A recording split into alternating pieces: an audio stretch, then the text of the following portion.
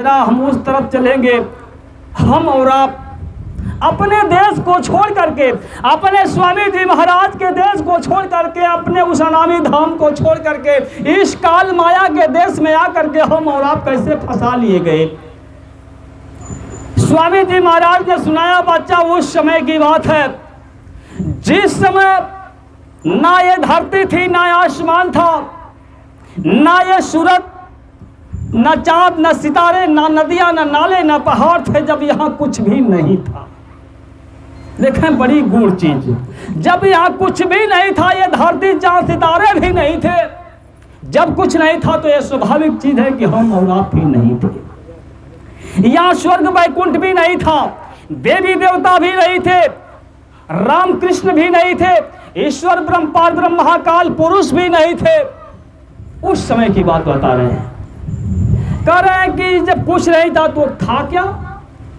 एक अनीह रूप नामा, आज सचितानंद प्रभु धामा, व्यापक विश्व रूप भगवाना, तेई धरि देह रचित कृतनामा। रामचरितमानस में लिखा हुआ है। कह रहे हैं कि जब कुछ भी नहीं था तो यहाँ से अरबों खरबों जोजन ऊपर, एक जोजन में 4 कोस, तो अनंतों जोजन ऊपर अनामी महाप्रभु विराजमान है। अनामी महाप्रभु विराजमान है और उनके देश में जीवात्माओं का यथार्थ समुद्र भरा पड़ा हुआ है। बालू के लाखों कण छोटे कर दिए जाए, उससे भी छोटी जीवात्मा हमारी और आपकी है। ऐसी जीवात्माओं का यथार्थ समुद्र अनामी महाप्रभु के देश में भरा पड़ा हुआ है। अनामी महाप्रभु मौज में आ जाते हैं। मौज में आकर के अनामी महाप्रभु अपने मुखार बिंदु से आवाज लगा दिए। देखा वो रचना जो है ऊपर से नीचे की तरफ आ रही है, आवाज लगा दिए। अनामी महाप्रभु की आवाज में इतनी दमकसी, इतनी ताकत थी, 3 लोक बनकर के तैयार हुए। नीचे जो है आगम लोक, इसके नीचे जो है अलख लोक, उसके नीचे सतलोक। ये 3 लोक बनकर के तैयार हो गए। ये जब संत महापुरुष या करके इस तरह से जब समझाते हैं, चेताते हैं, तो यही सूरत जो है प्रश्न करती है, हुजूर हमको बताइए।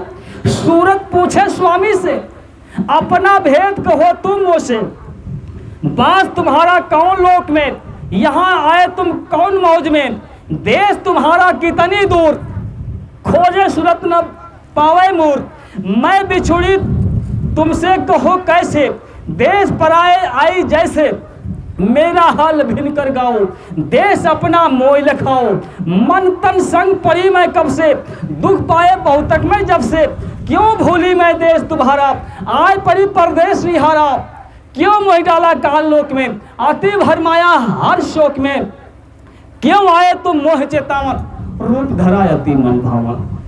स्वामी से प्रश्न करते हैं, स्वामी जी महाराज हमको अपना भेद बताइए, हमारा भेद बताइए, सब कुछ बताइए। वही बता रहे हैं, जब ये कुछ नहीं था, वही अनामी महाप्रभु आवाज पे 3 लोग बन करके तैयार किए, और जब 3 लोग बन करके तैयार हुए, वही अनामी महाप्रभु जो है आगम लोक में आगम पुरुष बन करके बैठ गए, अलख लोक में अलग पुरुष बन करके बैठ गए, सतलोक में सत पुरुष बन करके बैठ गए। करें यहाँ तक निज कर मुझको जानो, पूर्ण रूप मुझे पहचानो, अने मेरा ही रूप है। जीवात्माओं का था सागर जो है अनामी लोक से लेकर के आगम लोक, अलग लोक, सतलोक तक वो लगा हुआ है। जीवात्माएं कुलेल कर रहे हैं, झूला झूल रही हैं, आनंद ले रही हैं। आप देखा सतपुरुष मालिक, अने सतलोक में सतपुरुष मालिक बन करके बैठे हुए थे, वही अनामी महाप्रभु, वही सतपुरुष मालिक बन करके बैठे हुए हैं। वही सतपुरुष जो है जीवों को समझाने चेताने के लिए संत सदगुरु बन करके आए हुए हैं। वही जब सतपुरुष मालिक की मौज होती है, अपनी मौज में आ करके उन्होंने आवाज लगा दिया। उनके आवाज में इतनी दमकसी थी, इतनी ताकत थी कि आवाज के बल पे अनंतों ब्रह्मांड और अनंतों लोक बन करके तैयार हो गए।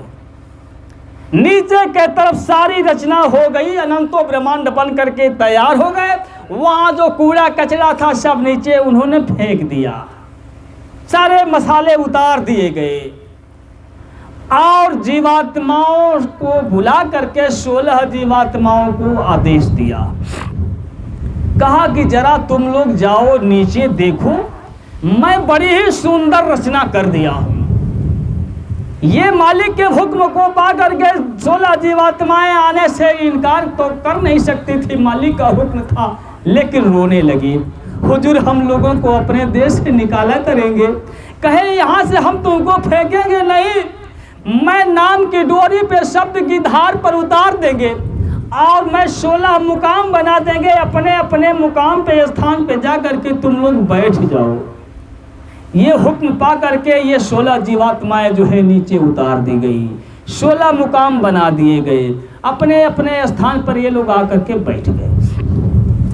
आप जब आकर के बैठ गए और जब ऊपर जाने के लिए सोचने लगे तो ऊपर जाने के लिए रास्ता मालिक ने नहीं दिया था, आने के लिए रास्ता दिया, जाने के लिए रास्ता नहीं दिया था। अब इन लोगों ने समझ लिया कि हम लोगों का मालिक जो है देश निकाला कर दिया। अपने अपने स्थान पे बैठ करके इन लोगों ने अनंतों जोगों तक अखंड ध्यान लगाया। इनके अखंड ध्यान से जो है ये सत्पुरुष मालिक प्रसन्न हो गए। प्रसन्न होकर के कहे कि मैं तुम लोगों के अखंड ध्यान से आज प्रसन्न हो गया, जो तुम मांगना चाहते हो मांग लो, मैं देने के लिए तैयार हूं। तो ये 16 पुत्र जो है उस मालिक से फरियाद किए, हुजूर हम लोगों को देना ही चाहते तो सारे मसाले तो हम लोगों को मिल गया, हम लोग किस पे राज करेंगे, बस छोटा छोटा सा राज्य दे दीजिए, हम लोग राज करेंगे। अन्य जीवात्माओं का छोटा छोटा सा भंडार दे दीजिए। यही सत्पुरुष मालिक ने कहा कि ठीक है दे देंगे, तुम लोगों के ध्यान से प्रसन्न हो गया हो तो दे दें। इसी को लोगों ने कहा कि केहू का देहल ही कोरी चुनरिया, बात जोड़िया से मांगल, दाग कहाँ से लागल। आने किसी ने केहू का देहल ही कोरी चुनरिया, आने ये कोरी चुनर, ये जीवात्मा जो थी बिल्कुल निर्मल थी, इस कोरी चुनर को किसी ने दे दिया। केहू का देहल ही कोरी चुनरिया, बात जोड़िया से मांगल, किसी ने प्रार्थना करके मांग लिया और कोरी चुनर में दाग कहां से लागल। इस चीज को 3 प्रश्नों का उत्तर इसमें मिलेगा।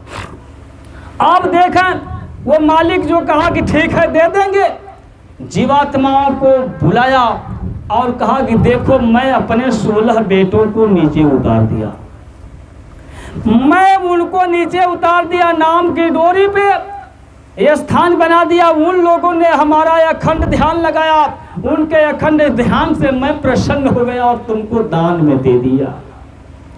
तो तुमको जो है अब उनके पास जाना होगा। यहाँ आप कल्पना करें, बेटी की शादी होती है, बिटिया जब दुल्हन बन करके ससुराल को चलती है, कितना गमगीन माहौल होता है। आसपास गांव क्षेत्र के सभी लोग रोते हैं, माँ बाप भी रोते हैं, लेकिन मतारी कलेजे पे पत्थर रख करके अपने कलेजे के टुकड़े को बिटिया को विदा कर देती है। जब ये सारी सूरतें हम और आप सब लोग रोने लगे, वह मालिक भी रोने लगा, मालिक भी रोने लगा, ये हम और आप भी रोने लगे। मालिक हम लोगों को अपने देश से जुदा मत कीजिए, अपने से हम लोगों को जुदा मत कीजिए। लेकिन वो मालिक ने कहा बेटी मैं अपने वादे में फंस गया हूँ, मैं तुमको दान में दे दिया हूँ, मैं तुम्हारे लिए एक रास्ता बताऊंगा, बनाऊंगा। मैं उन लोगों को तो भेज दिया, वापस नहीं आ सकते, लेकिन ये बेटी हमारी इस नाम की डोरी को मत छोड़ना, शब्द की धार को मत छोड़ना। जब चाहे तब आना और जब चाहे तब जाना, तुम्हारे लिए कोई रोक तो कोई बंधन नहीं होगा। और मैं गुप्त संत भी लगा देता हूँ, तुम्हारी खोज खबर लेते देते रहेंगे। और इन 16 पुत्रों से भी मालिक ने वादा करा लिया, तुम लोग हमारे इन बच्चियों को मारोगे, काटोगे, सताओगे तो मैं तुमसे छीन लूंगा। इन लोगों ने वादा किया हुजूर मैं इनको मारेंगे, काटेंगे, सताएंगे नहीं, लेकिन हुजूर आप भी वादा कर दीजिए कि इनको जो है आप चमत्कार दिखा करके नहीं ले जाएंगे, जबरदस्ती जोड़ करके नहीं ले जाएंगे। और ऐ मालिक इनको जो है पिछले जन्मों का ख्याल हो, ख्याल न रहे। और आपकी जो बात को मान जाए, समझ जाए, तो आप इनको लेकर के चले जाएंगे, हमारे तरफ से कोई बंधन नहीं हुआ। कहेंगे ठीक है, वादा करा दिए, कर लिए, सारी शर्तों से कहा बेटी तुम लोग जाओ, मैं तुम्हारे लिए जो है रास्ता बनाऊंगा, अगर तुमको मारा काटा जाएगा तो मैं तुमको लेने के लिए स्वयं आ जाऊंगा।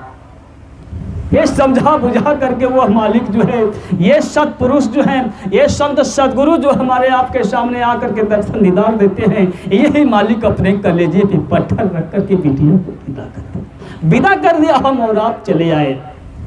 सतयुग था, सतयुग जोगी सत विज्ञानी, कार्य हरि ध्यान तरय भव प्राणी, सब लोग आते जाते थे। 1,00,000 बरस उम्र होती थी सतयुग में। ये भी इतने चतुर चलाक निकले, एक एक घड़ा मिला इनको। उस समुद्र से सतपुरुष मालिक ने एक एक घड़ा निकाल करके 16 पुत्रों को दिया, और इन लोगों ने थोड़ी सी जीवात्मा को निकाल करके राज किया। 1,00,000 बरस उम्र जब पूरा हो गई तो ये चले गए, फिर वापस नहीं आए। अनगिनत खेपे चली गई। हमारा और आपका बड़ा ही दुर्भाग्य था। उस समुद्र से एक एक घड़ा निकाला गया, उसी घड़े के अंतर्गत हम और आप आ गए। उससे भी बहुत बड़ी दुर्भाग्य की बात तब हो गई कि अनगिनत खेपे चली गई, इसके बाद भी हम और आप फंसे। इससे भी बड़ी दुर्भाग्य की बात तब हो गई कि मानव शरीर पाने के बाद भी, संत सदगुरु पाने के बाद भी सुमिरन ध्यान भजन नहीं करते, किसी दूसरे के भटकावे में बहकाव में आ जाते।